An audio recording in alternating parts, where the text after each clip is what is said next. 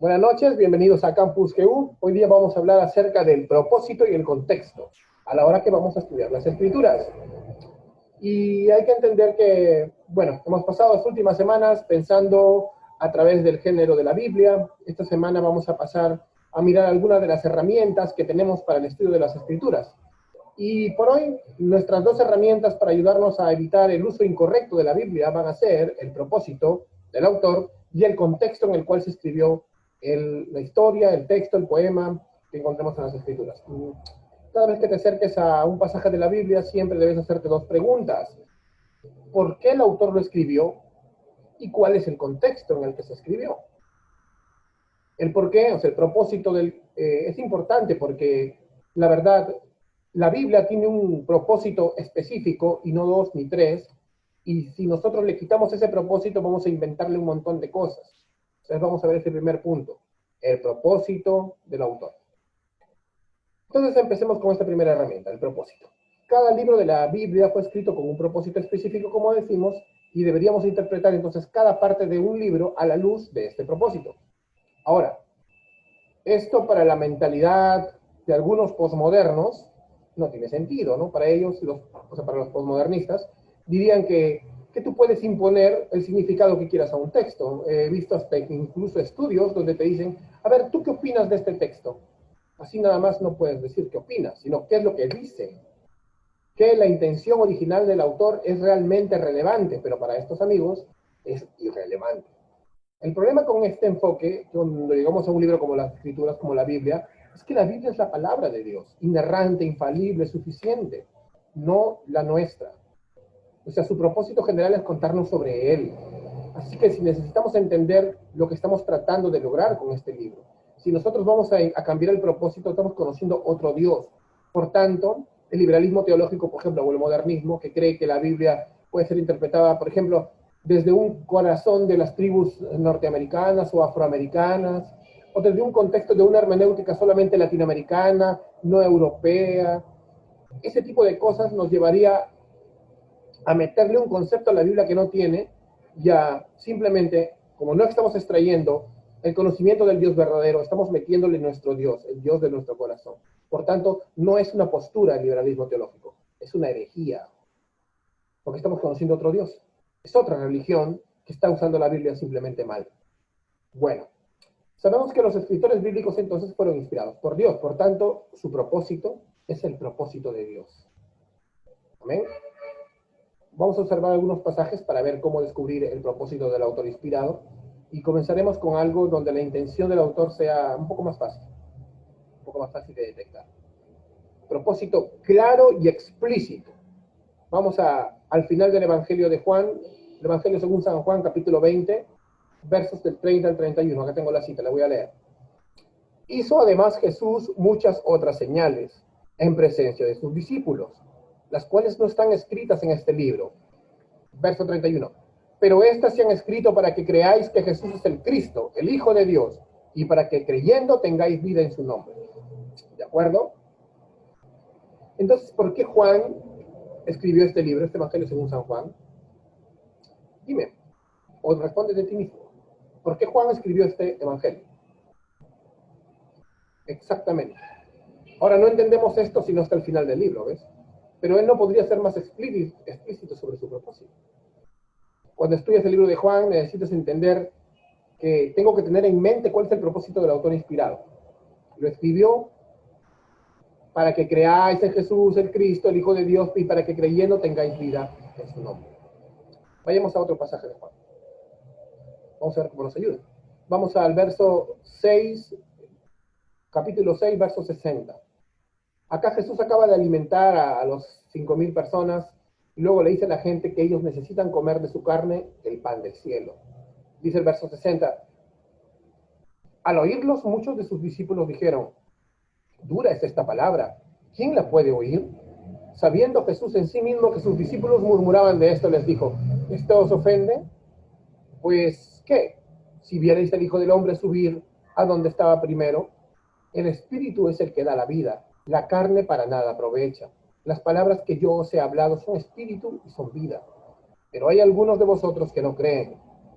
porque Jesús sabía desde el principio quiénes eran los que no creían y quién le había de entregar. Y dijo: por eso os he dicho que ninguno puede venir a mí si no le fuere dado del Padre. La incapacidad total del hombre. Tú no te salvas por tu libre albedrío, por tu decisión, ¿no?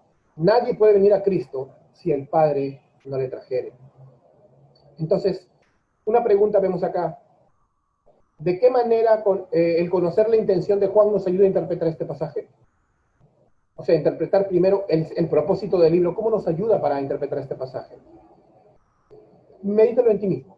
Si yo no conociera la intención de Juan de escribir este evangelio, ¿cómo interpretaría yo este pasaje? ¿Te das cuenta? Él dice: para que creáis en el Hijo de Dios, para que sepáis que tenéis vida eterna, para que creáis en el nombre del Hijo de Dios.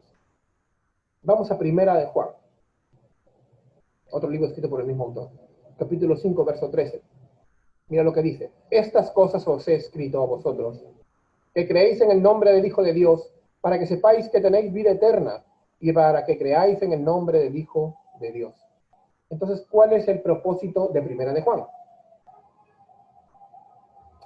El mismo. ¿Te das cuenta? La salvación solo y por medio de Jesucristo. Es maravilloso entender esto, ¿no? Entonces Juan quiere brindar al lector de todos sus escritos la seguridad y no la incertidumbre. No dice: bueno, lo dejaré para que cada uno vea qué es lo que dice. No, Dios lo está inspirando y tiene un propósito definido y claro. Entonces, en el caso de estos pasajes hay un propósito definido y claro. Juan quiere brindar entonces a sus lectores la seguridad y no la incertidumbre. De manera que necesitamos interpretar bien todos los pasajes de la Escritura en el contexto del propósito por el cual Juan escribe sus escritos. Ese es un ejemplo, por ejemplo, de propósito explícito y definido. Vamos a ver otro. Digamos, un propósito implícito. ¿Y qué pasaría, no, si el propósito no es obvio? Porque hay pasajes en los que es así. En estos casos debemos examinar el texto en busca de pistas para tratar de entender por qué fue escrito. Hay que aprender a tener una vida de lectura, digamos, consecuente para poder aprender a leer. Porque aprender a leer no es solamente aprender a leer así simplemente, sino entender que conocimiento de lo que estás leyendo, contexto. ¿Cuáles son los temas principales, por ejemplo, ¿no? Al trabajar con, no sé, una carta del Nuevo Testamento, por ejemplo, una carta de Pablo o un profeta en el Antiguo Testamento también, y tienes que intentar responderte 4 preguntas para tener una idea del propósito. ¿Cuál es el propósito de esta carta? Bueno, vamos a ver. Cuando no está muy claro como lo que acabamos de leer, tienes que responderte estas 4 preguntas una vez que has leído y releído el texto o la carta, la epístola. Dice, 1. ¿Quién escribe a quién? Destino y el escritor. De escritor y destino. ¿Quiénes son sus oyentes primigenios? 2. ¿Cuál es la situación del autor y del lector que podemos ver como testimonio en el mismo texto? ¿Cuál es la situación del autor y del lector, del que recibe la carta? 3. ¿Hay problemas o asuntos que están siendo abordados? Vamos a ver qué problemas o asuntos están siendo abordados en este escrito. 4. ¿Hay temas repetidos o una idea singular que sostenga todo el libro? O sea, ¿hay un énfasis en el libro? Entonces, vamos a trabajar con un texto con esto, ¿ya? Vamos a ver. Acompáñenme en sus Biblias a 2 de Timoteo, capítulo 1, versos 9 y 10. Vamos a leerlo acá lo tengo la cita. 2 a Timoteo, capítulo 1, versos 9 y 10. Dice: quien, Dios, nos salvó y llamó con un llamamiento santo, no conforme a nuestras obras, sino según el propósito suyo, y la gracia que nos fue dada en Cristo Jesús antes de los tiempos de los siglos, pero que ahora ha sido manifestada por la aparición de nuestro Salvador Jesucristo, el cual quitó la muerte y sacó a la luz la vida y la inmortalidad por el Evangelio. Antes de que hagamos nuestras preguntas, ¿qué podría ser sacado de ese pasaje si lo leyéramos en aislamiento? O sea, saquémoslo de contexto, como se dice, saquémoslo de donde está y léelo. ¿Qué podríamos sacar de este pasaje, leyéndolo aisladamente? Cosas que de repente no son mentiras. Por ejemplo, que somos salvos por gracia y no por obras, como el verso 9. Y que esa gracia nos fue dada por medio de Cristo desde el comienzo de los tiempos. No está mal. Algunas cosas buenas, ¿verdad? Bueno, estos versículos sí son provechosos por sí solos, pero obtendremos más de ellos si entendemos cómo apoyan el propósito principal de Pablo para toda la carta de segunda a Timoteo. Así que hagamos nuestras 4 preguntas. Por ejemplo, ¿quién le escribe a quién?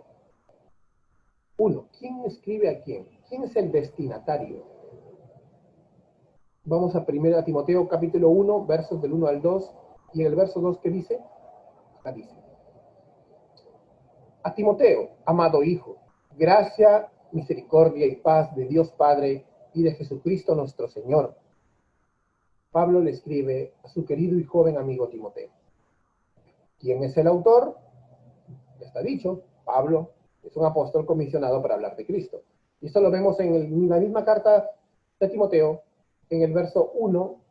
Dice: Pablo, apóstol de Jesucristo, por la voluntad de Dios, según la promesa de la vida que es en Cristo Jesús. Y en el verso 11 de este mismo capítulo 1 dice: del cual yo fui constituido predicador, apóstol y maestro de los gentiles. Bien. ¿Quién es Timoteo? Timoteo es un líder de la iglesia. ¿Cómo lo sabemos? Capítulo 2, verso 15. Dice: procura con diligencia presentarte a Dios aprobado como obrero, o sea, un obrero, un predicador, un ministro, que no tiene de qué avergonzarse, que usa bien la palabra de verdad. Él es el predicador de la iglesia. Es uno de los ancianos, es uno de los pastores. Entonces hemos visto quién es el destinatario, o sea, quién escribe a quién, quién es el autor, quién es el destinatario, es el apóstol Pablo, quién es el autor, el apóstol Pablo, y el Timoteo es el que recibe la carta, un pastor de la iglesia de Cristo. Segunda pregunta: ¿cuál es la situación de Pablo y Timoteo? Vamos a responderla. Pablo está escribiendo desde la prisión. Ya ha sufrido por predicar el evangelio.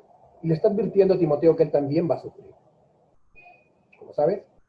Vamos al capítulo 1 de esta misma epístola.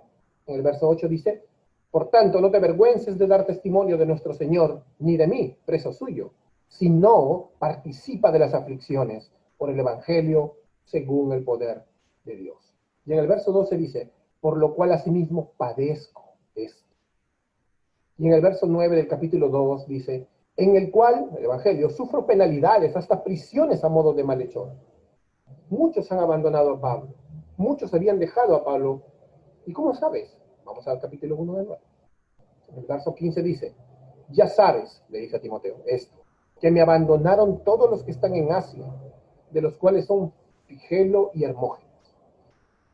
En el verso 16 dice: en mi primera defensa ninguno estuvo a mi lado, sino que todos me desampararon. En el capítulo 4, verso 16. Otra cosa más que podemos ver es que en qué situación se encuentra Pablo. Bueno, como vemos, perseguido, abandonado, y también hemos entendido de que ya se acerca la recta final de su vida y que probablemente pronto va a morir. Como sabe, vamos al capítulo 4, el verso 6 al 8, dice: porque yo ya estoy para ser sacrificado, y el tiempo de mi partida está cercano. He peleado la buena batalla, he acabado la carrera, he guardado la fe. Por lo demás me está guardada la corona de justicia, la cual me dará el Señor, pues justo en aquel día, y no solo a mí, sino también a todos los que aman su venida. Entonces, ¿cuál es la situación de tanto Pablo como escritor y Timoteo como receptor? Vemos que Pablo está en prisión, Timoteo se debe preparar para las tribulaciones, Pablo está abandonado, y Pablo se da cuenta que ya su vida está llegando a su fin. Ahora, ¿en esta carta hay algún problema que esté siendo abordado? Bueno, sí, hay falsos maestros. Y falsos maestros de los cuales Timoteo tiene que estar advertido, porque estos falsos maestros distorsionan el evangelio. ¿Cómo sabes? Bueno, en el capítulo 2, en el versos 17 y 18 dice: y su palabra carcomerá como gangrena, como una enfermedad, como una lepra, de los cuales Himeneo y Fileto, que se desviaron de la verdad, diciendo que la resurrección ya se efectuó, y trastornan la fe de algunos. Bien, ahí están falsos maestros que siguen siendo mencionados en el capítulo 3, verso 8.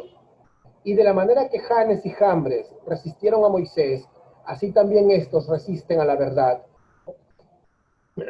Hombres corruptos de entendimiento, réprobos en cuanto a la fe, o sea, no nacidos de nuevo, falsos cristianos, dicen que son cristianos, pero son falsos. Tú puedes decirte cristiano, puedes decir yo amo a Jesús, pero eres un falso.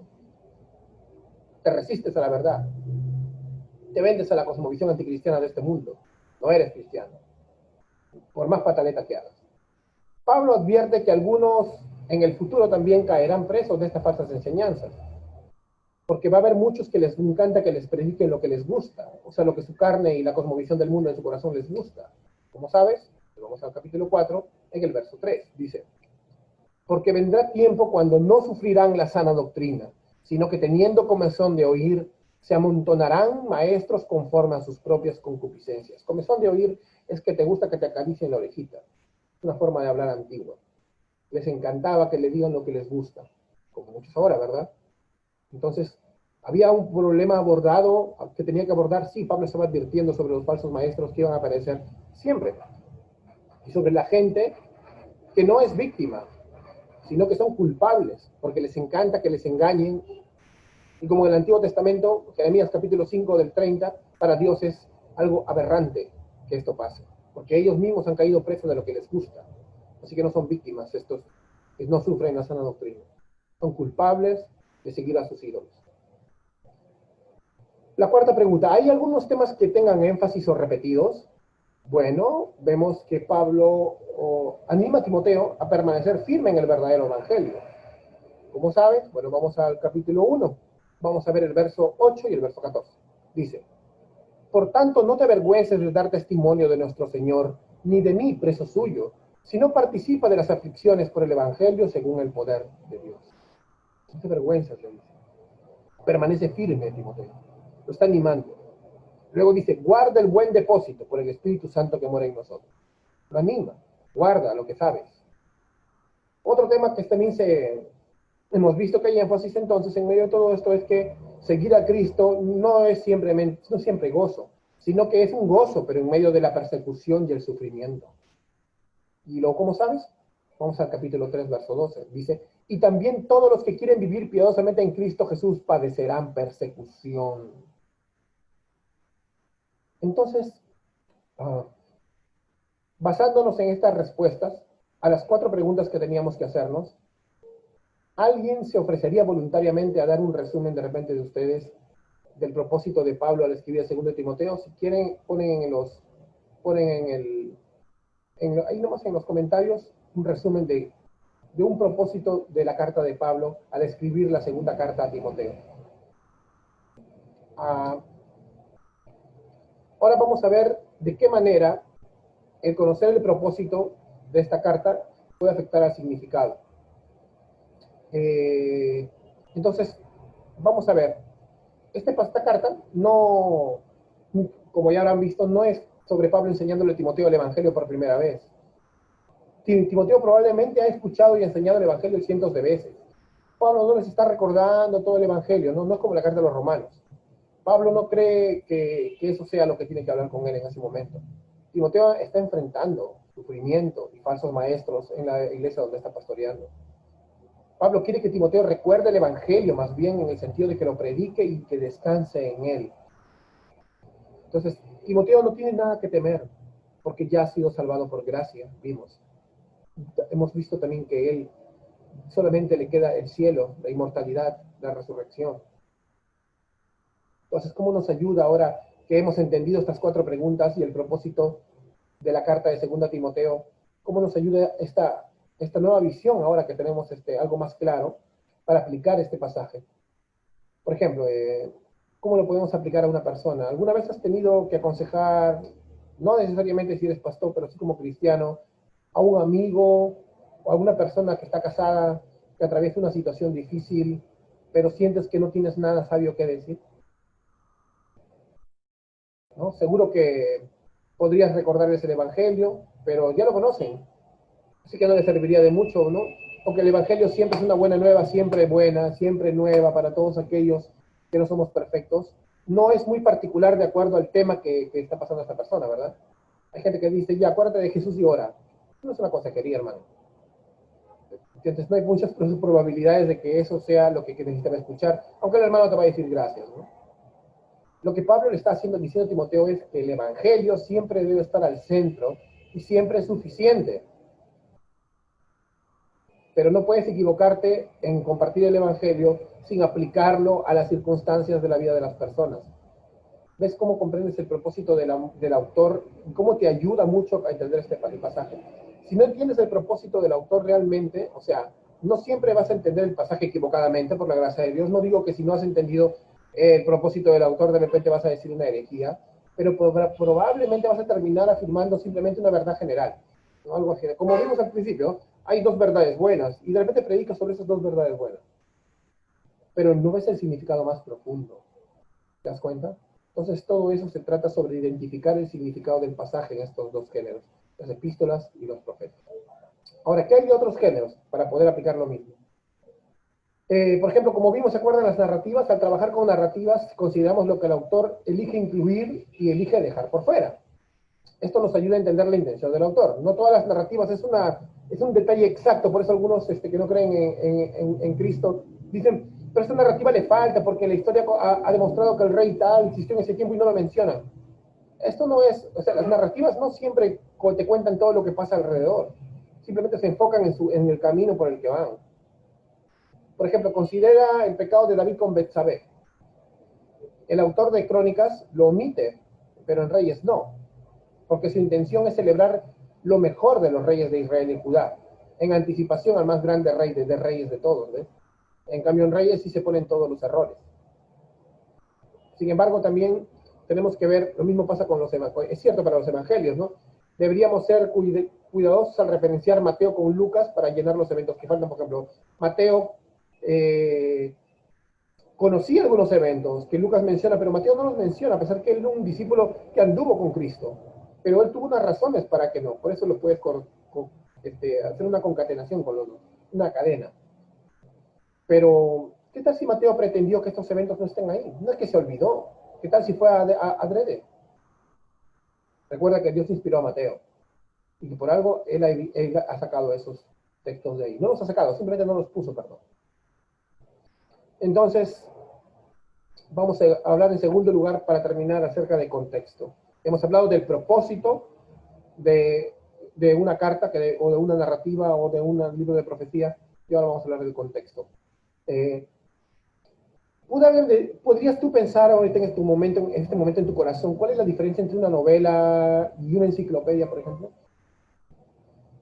Deberíamos leer la Biblia más como una novela y menos como una enciclopedia espiritual. La Biblia no es Wikipedia histórico. Cada versículo y cada libro están conectados. Y todos están conectados a la gran narrativa de la Biblia de la que hemos estado hablando siempre, en lo cual significa la teología bíblica también. O sea, ¿cuál es el propósito que vimos hace rato? ¿Cuál es el propósito de la gran narrativa de la Biblia? O sea, de la gran narrativa de todos los libros de la Biblia. Dios glorificándose por medio de la salvación de su pueblo y el juicio a sus enemigos a través de la vida, muerte y resurrección de Cristo. ¿Amén? Ese es el propósito de toda la Biblia. Entonces, un ejemplo de usar la Biblia como una enciclopedia sería, si lees los 10 mandamientos de forma aislada, ¿no? Los 10 mandamientos, como hace, por ejemplo, por ahí algunas religiones. Si lo lees aisladamente, quizá te inclines hacia una comprensión basada en las obras, ¿no? De cómo el hombre debe ser salvo. Si cumplo tus mandamientos, entonces Dios me salvará, ¿no? Pero si lees la introducción a los mandamientos en su contexto que dice, yo soy Jehová tu Dios que te saqué. Yo te saqué, dice, de la tierra de Egipto, de casa de servidumbre. Y luego lee los 10 mandamientos. Entonces te das cuenta que Dios primero salva y después te da la ley. No te está diciendo que Dios te va a salvar a través de cumplir la ley. ¿Te has dado cuenta? Pues medítalo. Tampoco te dice que te mantienes en tu salvación a través del cumplimiento de la ley. No, Dios ya te salvó, ahora te da la ley. Así que al estudiar un pasaje de la Biblia, es esencial que preguntemos cómo el pasaje encaja en lo que viene antes, en contexto, y después de... Entonces, al pensar sobre un pasaje de la Biblia, es importante tener en cuenta dos lentes. Lo voy a hacer en resumen, ya saben que estas clases son resúmenes, pero quiero que lo tengas bien claro. Lo puedes ver también en el PDF que luego vamos a poner ahí en el Drive. El primero es que tienes que ver es la teología bíblica. La teología bíblica es lo que te dije hace rato, ¿no? La trama del plan de Dios de redención que fluye desde el comienzo de Génesis hasta Apocalipsis. Es, digamos, el hilo que une toda la Biblia, es el hilo que lo atraviesa. Todo está unido. Esto lo llamamos teología bíblica. Ubicar tu texto, que puedes estar estudiando, en el contexto de la teología bíblica va a contextualizar la manera en el que encaja en el plan de redención de Dios. Y eso es importante, porque si solo pensamos en el contexto de la Biblia en términos, por ejemplo, sistemáticos, que hoy te lo vamos a ver, perdemos parte de la textura y la fuerza de lo que está ocurriendo, porque solamente vas a querer ver qué temas se está tocando aquí, pero no ver en el contexto de toda la Biblia. Pero el estudiar simplemente, no sé, una foto instantánea de lo que la Biblia enseña hará que pierdas algo. Te das cuenta, estoy viendo lo que pasa ahí nada más. En cambio, si tú lees la Biblia en todo su contexto, vas a ver totalmente todo diferente. Entonces, tenemos que entender la Biblia en el contexto de la teología bíblica. Y ese debe ser el sentimiento de todo predicador, de todo estudiante sincero de las Escrituras. ¿Te das cuenta? Entonces, en el PDF te estamos dando algunas recomendaciones de libros para que puedas acceder. Uno de ellos, por ejemplo, se llama Gran Panorama Divino, de Vaughan Roberts, que es un libro muy bueno y te lo recomendamos. Otro libro de teología bíblica se llama Evangelio y Reino, del profesor Greme Goldsworthy, sería muy bueno que también lo leas. Y otros más que te vamos a poner ahí en la lista. Otro punto también que es importante tener en cuenta, otro de los lentes, es ahora sí la teología sistemática. La teología sistemática responde a la pregunta, ¿qué dice la Biblia respecto a determinado tema? Una vez que ya tienes la teología bíblica, una vez que ya tienes todo el consejo de redención y el motivo de redención, una vez que ya has entendido todo el reino de Dios, cómo se manifiesta en las diferentes etapas de la Biblia, ya puedes ver los temas. Entonces, la teología sistemática es una categorización de la verdad bíblica. Si escoges un libro de teología sistemática, por ejemplo, yo te ayudaría para empezar el libro Teología, Introducción a la Teología Sistemática de Wayne Grudem, te lo recomiendo. O la teología sistemática ya hecha por Louis Berkhoff, ¿no? Entonces, la Biblia va a responder a preguntas como ¿qué es el pecado? ¿Quién es Jesús? Los atributos de Dios, ¿qué es la gracia? ¿Qué es la iglesia? O sea, ¿qué dice la Biblia acerca de estos temas? ¿Qué es el pecado? ¿No? O sea, ¿quién es el hombre? Pero ¿cómo vas a entender todos estos temas en particular si no tienes los lentes de la teología bíblica, o sea, del trama del plan de Dios de redención que fluye de comienzo de Génesis hasta el final en Apocalipsis? No lo vas a poder entender en su contexto y vas a comenzar a aplicarlo mal. Y aquí viene el problema. Y de ahí sales diciendo que tú eres David y los gigantes son tus problemas. Por una mala aplicación, por hacer solo sistemática y no aplicar la teología bíblica. O sea, no ponerte los lentes del estudio en el Espíritu Santo y en oración de la Biblia en forma del plan de redención del Señor en toda la Biblia. Entonces, bueno, vamos a ver cuáles son las mejores, para terminar ya también, cuáles son las mejores maneras de asegurarnos que estamos tomando en cuenta el contexto de un texto. Primero, párrafo. Estás leyendo una perícopa, ¿no? O sea, un párrafo, una porción. Entonces, presta atención a las palabras de transición. Palabras como, por ejemplo, está un tema y dice pero, ¿no? Está un tema pero por, está un tema y dice por tanto, está un tema y, o está un tema y después de esto, ¿no? Estos temas exigen que averigües la conexión, ¿ves? Entre lo que estás estudiando y el pasaje anterior, porque a veces un versículo empieza, pero qué, entonces esto es una consecuencia de algo. Pues tengo que buscar en el pasaje anterior. Aunque mi prédica vaya a ser de tengo que entenderlo en su contexto. 2. El capítulo. Lee antes y después de la sección que vas a estudiar. O sea, como decía el pastor Sujel Michelin en su libro De parte de Dios y delante de Dios, Dios no bendice la holgazanería. Si tú vas a estudiar incluso tu devocional, Dios no bendice la holgazanería. Lee antes y después de la sección que vas a estudiar. Sea para predicar o para aplicarlo a tu vida. Te darás cuenta si alguna vez vas a un estudio bíblico, que esta debe ser una práctica estándar en cualquier iglesia sana. También sobre los capítulos, si encuentras que estás en medio de un argumento, por ejemplo, como en los primeros capítulos del libro de los Romanos, vas a estudiar un texto, pero dices, uy, estoy acá en medio de un argumento. O sea, Pablo está argumentando. Léete el argumento de Pablo. Por ejemplo, con respecto al pecado, léete los 3 primeros capítulos de Romanos. Aunque vayas a predicar de Romanos capítulos 2, 28 y 29, acerca, por ejemplo, de la verdadera circuncisión, léete los 3 primeros capítulos de Romanos, para que entiendas pues, el contexto. No, pregúntale, ¿qué estaría faltando a este libro de la Biblia si este capítulo desapareciera? ¡Bum! Pregúntate, ¿no? ¿Qué estaría faltando? Pregúntale al texto también, habla con el texto, Pablo, ¿por qué? Y ahí te va a estar respondiendo. La palabra de Dios es así. Luego ve el contexto de toda la carta, ¿no? En este caso, por ejemplo, de Romanos, ¿no? Del libro, porque no todos son libros, ¿se acuerdan? Hay cartas, hay poemas. Puede ser de ayuda cómo está estructurado también, ¿no? Es como, por ejemplo, Proverbios. Proverbios, donde la estructura es muy suelta y no importa tanto, ¿no? O sea, ahí en Proverbios sí puedes leer solo un proverbio, ya que los proverbios son como dichos, y luego viene otro que no tiene nada que ver con este. Entonces, ahí sí solamente puedes leer este pequeño proverbio. O como Job, ¿no? Donde cómo entender un libro compuesto en realidad es crítico para entenderlo. O sea, Job tienes que leerlo varias veces.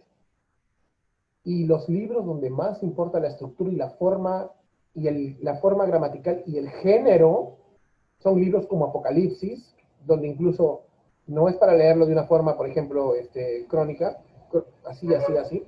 No puedes tú leer Apocalipsis de una forma así, porque si no vas a encontrarte con 3 segundas venidas, con 3 fines del mundo, y te vas a sorprender y vas a decir, ¿qué pasó acá? Importa mucho la estructura del libro. Eclesiastés, Daniel, Mateo también, Mateo, Malaquías. Entonces, para la mayoría de estos libros es bueno conocer la estructura, pero no es esencial para comprender el contexto. Si estás interesado en clases generales del Antiguo y Nuevo Testamento, próximamente vamos a hacer clases amplias, ¿no? Ya sabes que Campus GU ahora en todas sus clases son panoramas, ¿no? De los temas, no estamos ampliando. Estamos haciendo un panorama para que te intereses en estos temas. ¿Amén? Bueno, un último ejemplo para ver acerca de la importancia de un contexto inmediato, ¿no? Bueno, vamos a Mateo capítulo 6, versos 5 al 7, y vamos a compararlo con Lucas capítulo 18. Para terminar, hablamos hoy sobre 2 herramientas: el propósito del autor y el contexto, para ayudarnos a descubrir el significado de un determinado pasaje. Pero siempre deberíamos tener en mente, hermanos, que el propósito subyacente de Dios en toda la Escritura es la revelación de su gloria, como se muestra principalmente a través del Evangelio de nuestro Señor Jesucristo. Por tanto, cuando nos sentemos a estudiar la palabra de Dios, mientras buscamos discernir el propósito y el contexto de un pasaje, hazlo con el objetivo de crecer en el conocimiento de su gloria. O sea, yo sé que estás buscando bendecir a la iglesia, pero no vas a bendecir a nadie si tú primero no buscas en tu vida crecer con lo que estás estudiando en el concepto de su gloria en tu vida. Amén. Entonces, hermano, espero que te haya servido esta charla pequeña y espero que la próxima semana nos encontremos juntos para poder meditar en la palabra de Dios. Que Dios te bendiga.